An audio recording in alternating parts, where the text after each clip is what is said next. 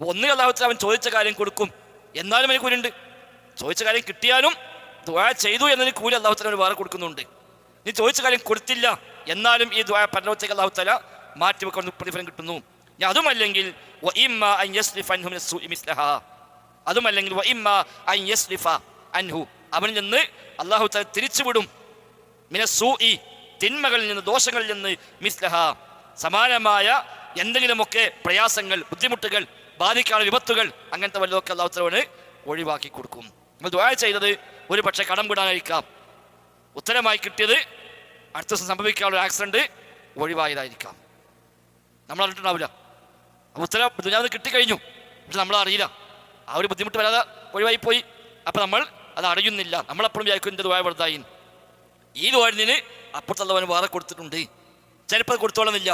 ഒന്നുകിൽ അവൻ അല്ലാഹുത്തആല നിശ്ചയിച്ച വിപത്തുണ്ട്, ആ വിപത്തിൽ അല്ലാഹുക്ക് വേറെ ചില ഉദ്ദേശങ്ങളുണ്ട്. അപ്പോൾ ആ വിപത്തെ ഒഴിവാക്കി കൊടുക്കുക, അതൊന്ന് കൊടുക്കും. അല്ലെങ്കിൽ ഒരു നിശ്ചയിച്ച വിപത്തില്ല, അപ്പോഴും അത് ഒഴിവാക്കുന്നില്ല. ഏതായാലും മൂന്നിൽ ഒരു നിലയ്ക്ക് ഒരു ഉത്തരം കിട്ടാതിരിക്കില്ല. ഒന്നുകിൽ ചോദിച്ച കാര്യം തന്നെ അല്ലാഹുത്തആല ദുനിയാവിൽ കൊടുക്കുന്നു, അല്ലെങ്കിൽ അവന് സമാനമായി പല വിപത്തുകളെയും അല്ലാഹുത്തആല ഒഴിവാക്കി കൊടുക്കുന്നു. അതുമല്ലെങ്കിൽ ഈ ദുആ പരലോകത്തേക്കുള്ള സമ്പാദ്യമാക്കി അല്ലാഹു അവന് വേണ്ടി സൂക്ഷിച്ചു വെക്കുന്നു.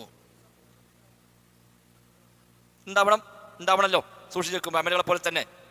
അപ്പൊ ഇങ്ങനെ അല്ലാഹുത്തആല മൂന്നിൽ ഒരു നിലക്ക് നൽകാതിരിക്കുകയില്ല. അങ്ങനെ ആകുമ്പോൾ പ്രാർത്ഥിക്കാൻ ഒരു മടുപ്പും വേണ്ട. നമ്മൾ കുറെ ദുആ ചെയ്തു, ഒരു കാര്യം കിട്ടിയില്ല എന്ന് പറയേണ്ട കാര്യമില്ല. എന്ത് ദുആ ചെയ്താലും അവന് ലാഭമേ ഉള്ളൂ. ഇങ്ങനെ ഉത്തരം കിട്ടും. ഈ മൂന്നാലൊന്നും അല്ലാഹു കൊടുക്കാതിരിക്കുക. പരലോകത്ത് കൂലിയും കിട്ടിയിട്ടില്ല, അപ്പോഴേ അത് സ്വീകരിക്കപ്പെട്ടില്ല എന്ന് പറയാൻ പറ്റുള്ളൂ. ഇവിടെ ഒന്നും ഉണ്ടായിട്ടില്ല, അവിടെ ഇപ്പോൾ കൂലിയും കിട്ടിയിട്ടില്ല, തള്ളിപ്പെട്ട് പോയിട്ടുണ്ട് എന്തെങ്കിലുമൊക്കെ പോരായ്മകൾ കൊണ്ട്.